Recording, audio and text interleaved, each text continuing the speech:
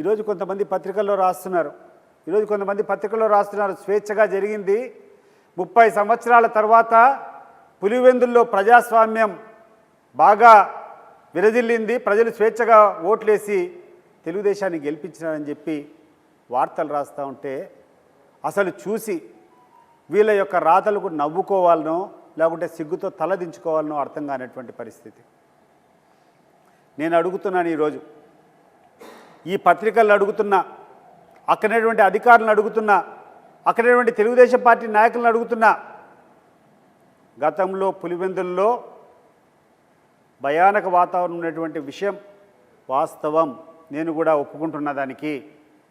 కానీ నేను ఒకటి కోరుతున్నాను, జగన్మోహన్ రెడ్డి గారి ముఖ్యమంత్రి అయినప్పటి నుంచి లేకుండా ఉంటే జగన్మోహన్ రెడ్డి రాజకీయాలకు వచ్చినప్పటి నుంచి దాదాపు వాళ్ళ తండ్రి చనిపోయిన తర్వాత 2009లోనో 2010లోనో ఆయన యాక్టివ్గా వైఎస్ఆర్ కాంగ్రెస్ పార్టీ పెట్టడం, ఎన్నికల్లో పాల్గొనడం జరిగింది. 2009లో 2 సార్లు బై ఎలక్షన్స్ వచ్చినాయి. 2009 నుంచి 2014 లోపల పులివెందుల నియోజకవర్గంలో 2 సార్లు బై ఎలక్షన్స్ వచ్చినాయి. ఒకసారి విజయమ్మ పోటీ చేసింది, జగన్మోహన్ రెడ్డి పోటీ చేశాడు. ఎక్కడే కానీ దొంగ ఓటు జరిగినటువంటి సందర్భంగా కూడా లేదు. ఈ సందర్భంగా నేను గుర్తు చేస్తున్నా ప్రతి ఒక్కరికి. ఆ రోజు కాంగ్రెస్ అధికారంలో ఉండింది. ఎలక్షన్లు జరిగితే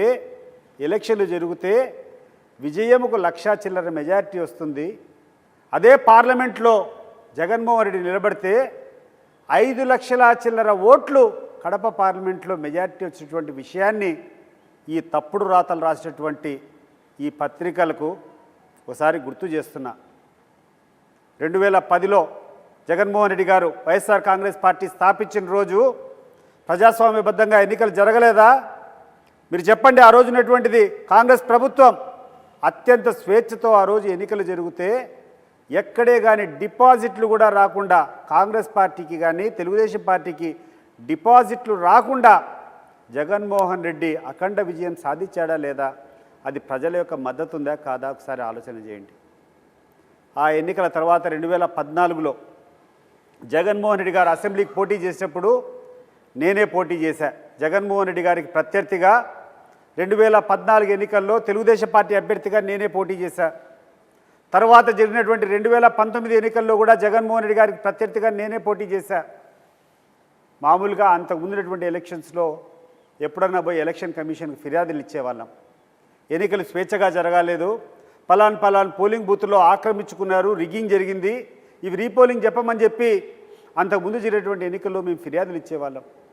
కానీ జగన్మోహన్ రెడ్డి ముఖ్యమంత్రి అయినప్పటి నుంచి, జగన్మోహన్ రెడ్డి రాజకీయాలకు వచ్చినప్పటి నుంచి, జగన్మోహన్ రెడ్డి క్రియాశీలకంగా పులివెందుల నియోజకవర్గంలో నిలబడుతున్నప్పటి నుంచి ఒక్కరోజు కూడా తెలుగుదేశం పార్టీ తరపున మేము ఎన్నికల్లో అక్రమాలు జరిగాయని చెప్పి ఫిర్యాదు ఇవ్వలేదు.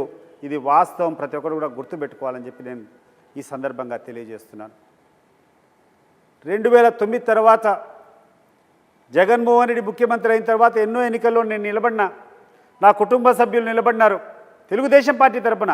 నేనేం వైఎస్ఆర్ కాంగ్రెస్ పార్టీ కాదు, ఆ రోజు తెలుగుదేశం పార్టీ తరపున నిలబడినా. నా కుటుంబం నుంచి మా తండ్రి అయినాడు సర్పంచ్గా, మా తల్లి అయింది సర్పంచ్గా, నా తమ్ముడు అయినాడు సర్పంచ్గా. ఈరోజు ఎవరైతే ఇన్ఛార్జ్గా ఉన్నాడో బీటెక్ రవి, వాళ్ళ యొక్క చిన్నమ్మ సర్పంచ్గా ఎన్నికైంది. వాళ్ళ యొక్క తమ్ముడు భరత్ రెడ్డి సర్పంచ్ అయినాడు. ఈరోజు యాక్టివ్గా తెలుగుదేశం పార్టీలో ఉన్నటువంటి పేర్ల పార్సాద్ రెడ్డి వాళ్ళ తల్లి సర్పంచ్గా గెలిచింది. మరి నేను అడుగుతున్నాను, ఇంతమంది మేము తెలుగుదేశం పార్టీ తరపున అక్కడ జరిగినటువంటి ఎన్నికల్లో మేము గెలవగలిగినామంటే, స్వేచ్ఛాయుత వాతావరణంలో జరగకుండా ఉంటే మేము గెలిచేదానికి అవకాశం ఉందా?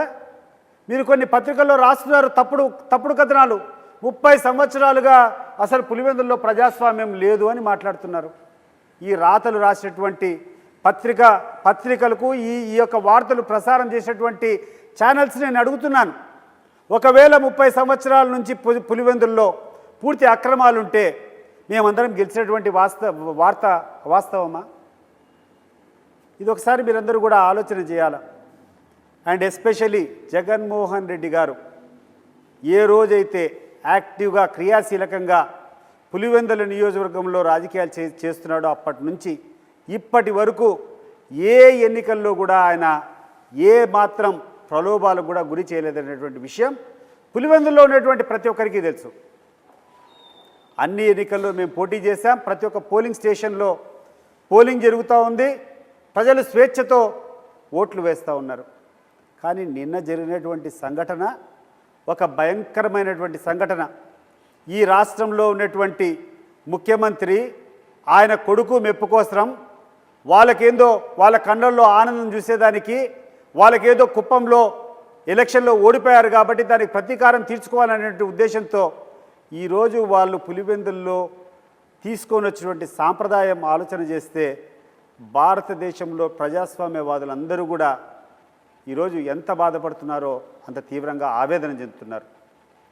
ఇదే సాంప్రదాయం రాబోయే కాలంలో రిపీట్ అయితే స్థానిక సంస్థ ఎన్నికలు అనేటువంటి స్వేచ్ఛగా జరిగేదానికి అవకాశం ఉందా? ఈరోజు ఎంతోమంది స్థానిక సంస్థల్లో పోటీ చేయాలని చెప్పి ఆ యొక్క ప్రజాస్వామ్య స్ఫూర్తితో వాళ్ళకు ఉన్నటువంటి టాలెంట్ను నిరూపించుకోవాలనో వాళ్ళకు ఉన్నటువంటి సేవాభావాన్ని ప్రజలకు చూపించాలనో లేకుండా అంటే వాళ్ళ యొక్క రాజకీయంగా వాళ్ళు ఎదగాలో అని చెప్పి ఉన్నటువంటి ఆశావాదులకు అందరికీ ఏమైనటువంటి సందేశం ఇస్తామో ఒకసారి ఆలోచన చేయండి. ఈరోజు ఒక విచ్ఛిన్నకమైనటువంటి పరిస్థితి పులివెందుల్లోనే కూర్చొని జగన్మోహన్ రెడ్డికి ఇంత పట్టునటువంటి పరిస్థితుల్లో కూడా మేము ఇంత గొప్పగా మెజార్టీ సాధించామని చెప్పి రాబోయే కాలంలో ఈ రాష్ట్రంలో ఆంధ్ర రాష్ట్రంలో ఉన్నటువంటి అన్ని ఎలక్షన్స్ను కూడా ఇదే దౌర్జన్యంగా చేసుకునేదానికి మొదలుపెట్టేటువంటి పన్నాగం ఇదని చెప్పి గుర్తు చేస్తున్నా. నేను అడుగుతున్నాను, ఈరోజు ఎవరైతే గ్రామాల్లో ఉండి ఓట్లు వేయాలనో ఆ గ్రామస్తులందరినీ బయటికి తరిమేస్తారు. ఎవడైతే ఆ ఊరికి సంబంధం లేదో ఆ వ్యక్తులందరినీ తీసుకొని వచ్చి క్యూలో నిలబెట్టారు. ఈరోజు మాకున్నటువంటి పేపర్లు, ఎందుకంటే మాకున్నటువంటి ఫోటోలు ఆడినటువంటి ప్రెస్ వాళ్ళని లోపలికి పంపించలే, పోలీసులే తీసుకొని దౌర్జన్యంగా ఎవరి దగ్గర కెమెరా ఉన్నా కూడా లాక్కొని, ఆఖరికి సెల్ ఫోన్లు ఉన్నా లాక్కొని ఇక్కడికి లేదని చెప్పి తరిమేసినటువంటి సంఘటనలు.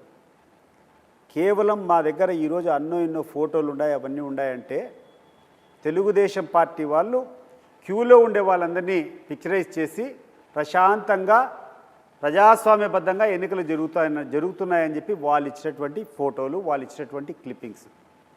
మరి వాళ్ళు ఇచ్చినటువంటి క్లిప్పింగ్స్లో ఉన్నటువంటి వ్యక్తులు ఆ యొక్క ఫస్ట్ వ్యక్తి నుంచి లాస్ట్ వ్యక్తి వరకు ఎవరు అతనిది ఏ ఊరు అని చెప్పి మేము క్లియర్గా చెప్పినప్పుడు, క్లియర్గా ఆధారాలు ఉండేటప్పుడు జమ్మన్మోహన్ సంబంధించినటువంటి వ్యక్తులు, కమలాపురం సంబంధించినటువంటి వ్యక్తులు, వేంపల్లికి సంబంధించినటువంటి వ్యక్తులు ఆడ క్యూలో నిలబడుకొని దొంగ ఓట్లు వేస్తూ ఉంటే ఆ ఎన్నికలు కూర్చొని ఆ యొక్క ఎన్నికల రిజల్ట్స్ కూర్చొని ప్రజల మీదకి రుద్దడం సమంజసమా అని చెప్పి ఎన్నికల కమిషన్ను ఒకసారి ఆలోచన చేయమని చెప్పి కోరుకుంటున్నాను. ఈరోజు ఇటువంటి సంఘటన జరిగినప్పుడు ఇది క్యాన్సిల్ చేసి మళ్ళా స్వేచ్ఛా వాతావరణంలో నువ్వు ఎన్నికలు జరిపితే రాష్ట్రంలో ఇటువంటి సంఘటనలు పునరావృతం కావు. కానీ మీరు ఒక కొత్త సాంప్రదాయాన్ని పెట్టారు. 10 మందికి చూపించేదానికి 13 పోలింగ్ స్టేషన్స్ ఉంటే 11 పోలింగ్ స్టేషన్స్లో లేకుండా 2 పోలింగ్ స్టేషన్స్లో రీపోలింగ్ చేయాలని చెప్పి ఆదేశించడం వల్ల అది కొత్త డ్రామా కాదా అని ఎలక్షన్ కమిషన్ అడుగుతున్నాను. 11 పోలింగ్ స్టేషన్స్ వాళ్ళు పూర్తిగా రిగ్గింగ్ చేసుకున్న తర్వాత, వాళ్ళకు కావలసినటువంటి వ్యక్తులతో ఓట్లు వేసుకున్న తర్వాత ప్రజాస్వామ్యబద్ధంగా ఎన్నికలు జరగకుండా 2 పోలింగ్ స్టేషన్లో నువ్వు మళ్ళా రీపోలింగ్ ఆర్డర్ చేస్తే దీన్ని ఏమనుకోవాలా అని చెప్పి ఎలక్షన్ కమిషన్ నేను అడుగుతున్నాను. మీకు అన్ని పవర్స్ ఉన్నాయి. మీకు ఎన్నికల సమయంలో ఈ దేశంలో ఉన్నటువంటి అత్యంత ఎక్కువ పవర్స్ ఉండేది ఎవరికైనా ఉంటే ఎలక్షన్ కమిషన్. మీరు ఎలక్షన్ ఏ కారణం చేతైనా కౌంటర్మాండ్ చేయొచ్చు.